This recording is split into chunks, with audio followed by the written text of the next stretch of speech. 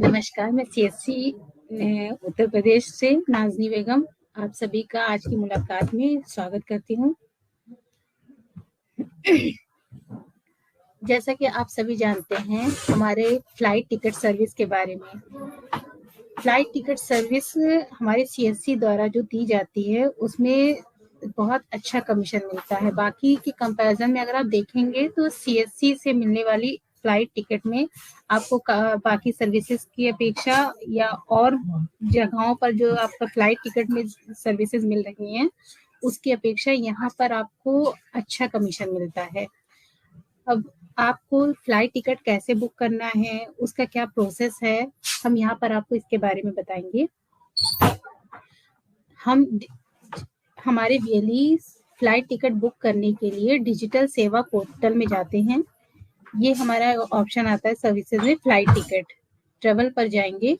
Travel के बाद आपको यहाँ पर ऑप्शन इस पर क्लिक करने के बाद आपको यहाँ पर इस टाइप से travel flight tickets travel boutique online ये ऑप्शन शो करेगा। यहाँ पर आप क्लिक करेंगे। क्लिक करने के बाद आपको इस तरीके से आपका फ्लाइट का पोर्टल शो होगा जहाँ पर आपको बुकिंग पर जाना है। यहाँ फ्लाइट सर्च पे जाएंगे। जहाँ जो आपकी डेस्टिनेशन है जहाँ के लिए यात्री को टिकट बुक करना है वो डिटेल यहाँ पर फिल करेंगे। जहाँ से जहाँ तक कि आपका डेस्टिनेशन है वो सेलेक्ट करेंगे। डेट, टाइम, कितने लोगों का फ्लाइट टिकट बुक कर रहे हैं वो यहाँ पर आप फिल करेंगे। इसके बाद आप सर्च करेंगे। सर्च के बाद आपका वो उस पेज पे चला जाएगा जहाँ पर आपको सारी फ्लाइट शो करेंगी। यहाँ पर कंज्यूमर से कंफर्म करके जो भी प्राइस के अकॉर्डिंग या जो भी कंफर्टेबल आपका जो भी कंज्यूमर को लगता है उसके अकॉर्डिंग यहाँ पर वो टिकट अपनी सेलेक्ट कर लेंगे। जो भी जिस भी फ्लाइट से जाना है, टाइम यहाँ सारी चीजें शो करेंगी। Departure time, arrival time, duration, price आपका जो भी होगा उसको देखकर आप यहाँ पर टिकट को आगे बुक कर सकते हैं। उस पर सेलेक्ट करेंगे। फिर आप कंज्यूमर की डिटेल डालेंगे। जो भी कंज्यूमर होगा उसका नाम, उसकी डिटेल, एज, सारी डिटेल डालने के बाद आपको प्रोसीड टू बुकिंग रिव्यू इस पे क्लिक करने पर आपको पूरा पेज शो करेगा। जिसके लिए आप बुक कर रहे हैं उसका टिकट शो करेगा। कंफर्म करने के बाद आप उसके बाद पेमेंट कर देंगे। पेमेंट करने के लिए आपको सीएससी आईडी डालना होगा, पासवर्ड डालेंगे। उसके बाद वॉलेट पिन डालेंगे, वैलिडेट करेंगे। वैलिडेट करने के बाद आपका पेमेंट कंप्लीट हो जाएगा और आपका यहाँ पर आपका जो चार्जेस शो होता है वो आपका सेल अमाउंट दिखाता है और उसमें जो आपका कमीशन रह जाता है वो दिखाता है। वॉलेट से कितना कटेगा ये दिखाता है। यानी आपका कमीशन आपके वॉलेट में ही रह जाता है और जो पूरा अमाउंट होता है वो प्रिंट होके आपके कंज्यूमर के टिकट पर आता है। तो आप कंज्यूमर से वो अमाउंट ले सकते हैं। आपका कमीशन आपके वॉलेट में ही रह जाएगा। इसके बाद अगर आपको टिकट आपको देखना है कि आपका टिकट है, आपने बुक किया है, तो बुकिंग क्यू में जाके आप अपना टिकट देख सकते हैं कि टिकट बुक हुआ है कि नहीं। अगर बुकिंग क्यू में आपको टिकट बुक हुआ शो कर रहा है इसका मतलब ये है कि वो टिकट आपका बुक हो गया है। और अगर वहां पर पीएनआर जनरेट नहीं हुआ है इसका मतलब ये है कि वो पैसा आपके वॉलेट में वापस आ जाएगा।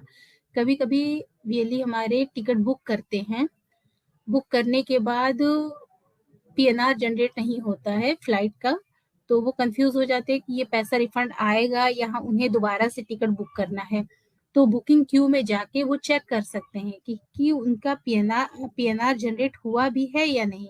अगर उनका पीएनआर जनरेट हो गया है तो पीएनआर शो करता है बुकिंग क्यू में जाके, और अगर पीएनआर जनरेट नहीं हुआ है इसका मतलब ये है कि 24 से 48 घंटे के अंदर उनके फ्लाइट टिकट का जो बुकिंग का पेमेंट है वो उनको वापस हो जाएगा। वो चाहे तो दोबारा से उसी पीएनआर के लिए टिकट बुकिंग कर सकते हैं। जब आप टिकट बुक कर लेते हैं तो उस और कभी आपको टिकट कैंसिल करना होता है तो इसके लिए आप डायरेक्ट ऑनलाइन ट्रेवल फ्लाइट से कांटेक्ट करके आप टिकट को कैंसिल करवा देते हैं। आप वहां से टिकट कैंसिल कराते हैं तो उससे हमारे पोर्टल में ये कंफर्मेशन नहीं आ पाता है कि आपने टिकट कैंसिल किया है।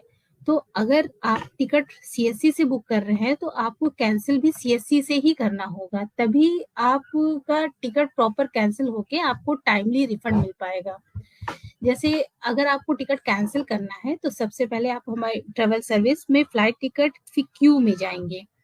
क्यू में जाने के बाद ये देखिए आपका ऑप्शन शो कर रहा है क्यू का। इस ऑप्शन में क्यू में जा देंगे। क्यू में जाने के बाद यहाँ पर आपको डेट रेंज सेलेक्ट कर लेनी है। मोर ऑप्शन पे सेलेक्ट कर सकते हैं आप 1 मंथ, 2 मंथ, 3 मंथ या 6 मंथ, जो भी आपका आता है। जितने भी पुराना टिकट है आप उसकी डेट रेंज सेलेक्ट कर लीजिए और उसके बाद सर्च करेंगे तो वो पीएनआर आपका शो करेगा। और उसके बाद उसमें ये ऑप्शन आता है आपका चेंज रिक्वेस्ट। यहाँ पर आपको क्लिक करना होता है चेंज रिक्वेस्ट पे। चेंज रिक्वेस्ट पे क्लिक करने के बाद इस तरीके की एक विंडो ओपन होगी। इस विंडो में आपको रिक्वेस्ट चेंज में सेलेक्ट में जब आप क्लिक करेंगे तो यहाँ पर आपको ऑप्शन मिलेंगे।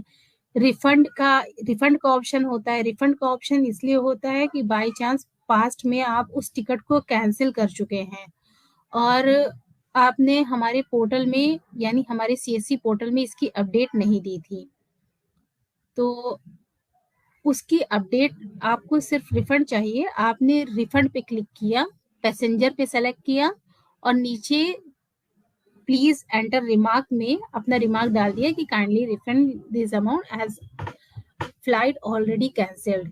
तो मतलब हमारी फ्लाइट ये का या कैंसिल हो चुकी है या फ्लाइट ने ऑलरेडी पेमेंट रिफंड कर दिया है, बट सीएससी में नोटिफिकेशन नहीं है। इसके लिए आप यहाँ पर अपना रिमार्क दे सकते हैं, जो भी आपका रिमार्क हो कि फ्लाइट ने कैंसिल कर दिया है, हमें पेमेंट नहीं मिला है, पेमेंट रिफंड करवा दिया जाए। अगर फ्लाइट हमें कम्युनिकेट कर रही है कि पेमेंट रिफंड हो चुका है। यहाँ पर और अगर फ्लाइट कैंसिल हुई थी तो आपको यही रिक्वेस्ट चेंज में फ्लाइट कैंसिल का ऑप्शन आएगा। तब आप यहाँ पर फ्लाइट कैंसिल के ऑप्शन को सेलेक्ट कर देंगे और यहाँ पर अपना रिमार्क डाल देंगे और पैसेंजर पे टिक कर देंगे। जिस भी पैसेंजर का आपको, जैसे यहाँ पर एक पैसेंजर है, अगर आपके यहाँ पे ज्यादा पैसेंजर हो तो आपको जिस भी पैसेंजर का कैंसिल करना है।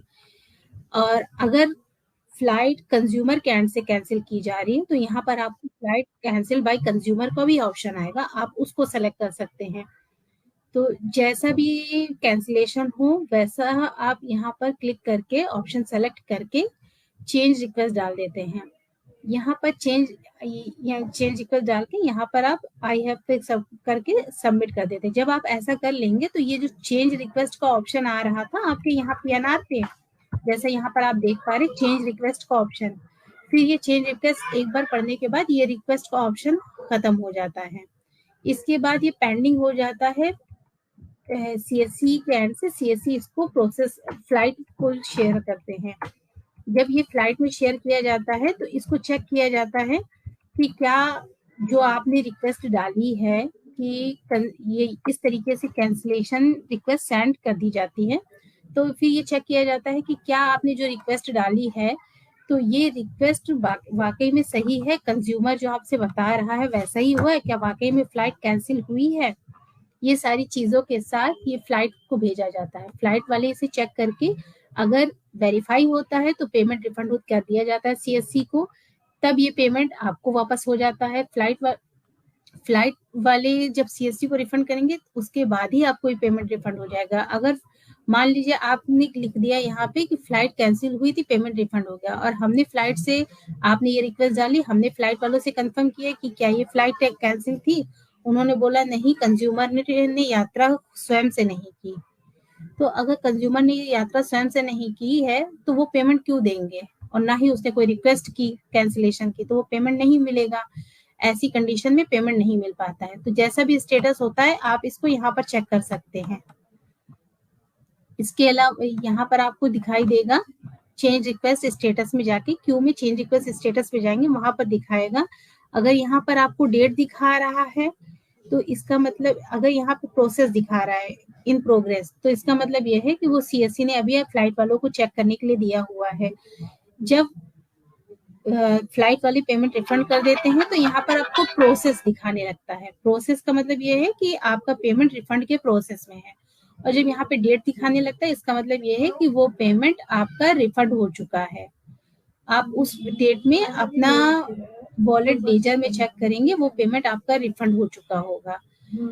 फ्लाइट कैंसिल के लिए आपको ध्यान रखना है, अगर कंज्यूमर आपसे बोल रहा है कि उसने फ्लाइट को कैंसिल किया है, तो अगर उसने अपने एंड से किया है तब भी आपको यहाँ पर रिक्वेस्ट डालना जरूरी है। आपकी यहाँ पे दी गई रिक्वेस्ट के बाद ही पेमेंट रिफंड होगा, अदरवाइज वो पेमेंट रिफंड नहीं होगा। आप अगर फ्लाइट वाले यहाँ पे आपने रिक्वेस्ट डाल दी और उसके बाद भी आपको पेमेंट रिफंड नहीं हो रहा है, इट मीन्स फ्लाइट वालों ने वो पैसा रिफंड नहीं किया है। आपको फ्लाइट से कांटेक्ट करके उस पीएनआर के अगेंस्ट एक मेल उनसे मंगवा लेनी है, जिसमें वो ये कम्युनिकेशन कर रहे हो कि हाँ आपका इस पीएनआर का पैसा आपको रिफंड कर दिया गया है। यदि ऐसा कोई कम्युनिकेशन मेल आपको वो कर देते हैं, वो मेल हमें फॉरवर्ड करिए तो हम उसके बिहाफ पे पेमेंट आपका रिफंड करवा देंगे। लेकिन सिर्फ आपके यहाँ पे चेंज रिक्वेस्ट डाल देने से पेमेंट रिफंड नहीं होगा। आप फ्लाइट वालों को कंफर्म करना जरूरी है कि आपने इस पीएनआर को कैंसिल किया है और आप रिफंड के लिए एलिजिबल हैं। आप यहाँ पे चेंज रिक्वेस्ट जरूर डालें, क्योंकि पेमेंट उसके बाद ही रिफंड होगा। अदरवाइज पेमेंट, अगर यहाँ पर आप कोई रिक्वेस्ट नहीं डाल रहे चेंज रिक्वेस्ट, तो ये पेमेंट रिफंड नहीं हो पाएगा। इसके अलावा हमारी फ्लाइट में अभी इस समय ऐसा तो कोई इशू नहीं है। कुछ इशू ऐसे आते हैं जिनको जीएसटी नंबर फिल करने के लिए आता है, ये कुछ टेम्परेरी इशू होता है, तो उसके लिए आप ब्राउजिंग हिस्ट्री क्लियर करके दोबारा से अगर आप बुक करेंगे तो ये इशू नहीं आएगा। अगर सर्विस नॉट अवेलेबल या फ्लाइट नॉट अवेलेबल करके आ रहा है, तो इसका मतलब ये है कि अभी वो वहाँ पे फ्लाइट अवेलेबल नहीं है, आप दूसरी फ्लाइट को सेलेक्ट कर सकते हैं। बाकी हमारी फ्लाइट सर्विस स्मूथली चलने वाली सर्विस है, आप इस पर ज्यादा से ज्यादा ट्रांजैक्शन करें, इसमें आपको बहुत अच्छा कमीशन मिलता है। फ्लाइट के संबंध में ये संपूर्ण जानकारी थी। धन्यवाद।